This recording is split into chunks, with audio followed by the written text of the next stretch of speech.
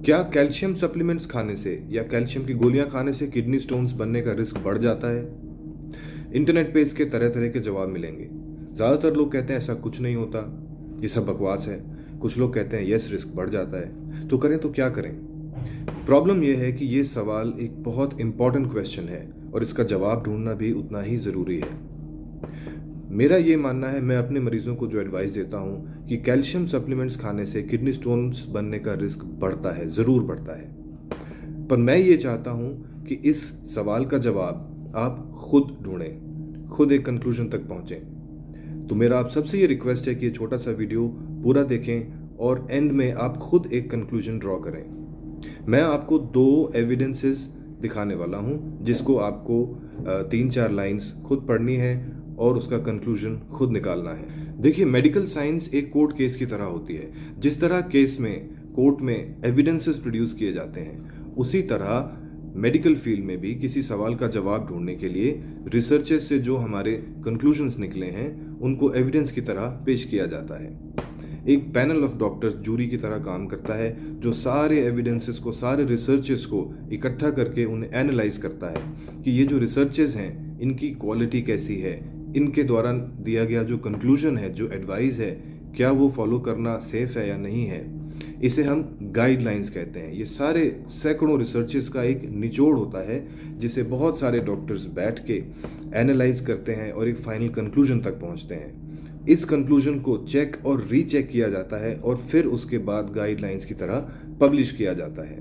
तो स्टार्ट करते हैं case calcium supplements versus kidney stones. मैं एविडेंसेस प्रोड्यूस करूंगा and you are going to be the jury, you are going to be the जज। Evidence number 1, American urological association guidelines, AUA guidelines 2019। Recommendation number 9, page 3, para 3। ये कुछ lines हैं, आप खुद पढ़िए। Supplemental calcium, in contrast, may be associated with an increased risk of stone formation. In an observational study of older women, calcium supplement users were 20% more likely to form a stone than women who did not take supplements. इसका मतलब है supplemental calcium, ना कि natural calcium. Calcium की गोलियों से हो सकता है किडनी स्टोन बनने का रिस्क बढ़ जाए।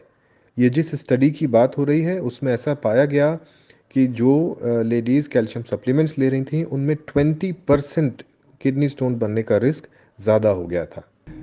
Evidence number 2, EAU guidelines, European Association of Urologist guidelines 2024, section 4.2.1, under the heading of diet, page number 44, para number 6। Please आप खुद पढ़िए।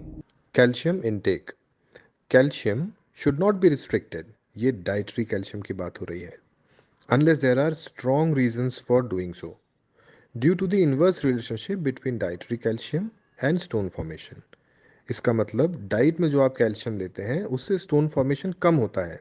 इसकी दो स्टडीज़ का रेफरेंस दिया गया है, इसलिए डाइट के कैल्शियम को रिस्ट्रिक्ट नहीं करना है।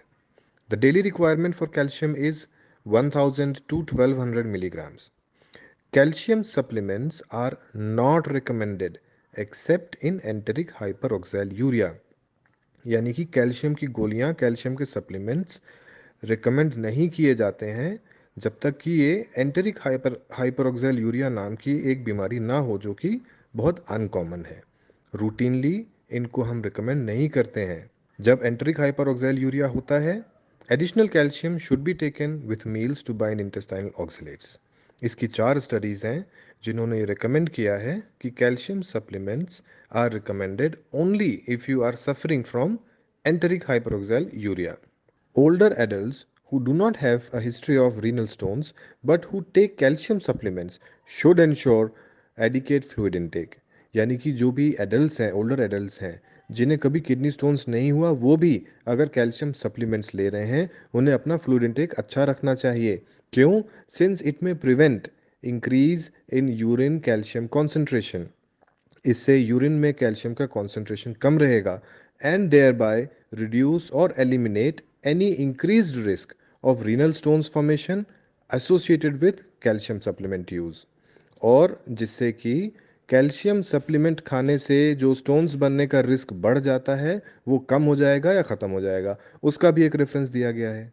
AUA गाइडलाइंस और EAU गाइडलाइंस ये वर्ल्ड वाइड फॉलो की जाने वाली गाइडलाइंस हैं और इंडिया में भी हम पिछले कई दशकों से इन्हें फॉलो कर रहे हैं। हालांकि हम एक इंडियन गाइडलाइंस डेवलप करने की कोशिश कर रहे हैं जिसमें थोड़ा समय लगेगा, but till that time these are the guidelines which are being followed. और इन गाइडलाइंस को बनाने वाले सैकड़ों यूरोलॉजिस्ट, सैकड़ों साइंटिस्ट सारे एविडेंसेस का जो निष्कर्ष निकलता है वो ही रिकमेंडेशन में डालते हैं, क्योंकि ऐसा नहीं किया जा सकता कि किसी भी न्यूज़पेपर में या कहीं पर पब्लिश हुआ कोई आर्टिकल उठा लिया और उसमें जो कहा गया है उसी को सत्य मान लिया गया। बहुत सारे एविडेंसेस को बहुत डीपली जाके एनालाइज करना पड़ता है। आप सभी से रिक्वेस्ट है कि आप अपना कंक्लूजन निकाल कर अपना जजमेंट कमेंट बॉक्स में ज़रूर लिखें। And if you find this video informative and important, please spread the good and correct information. Thank you.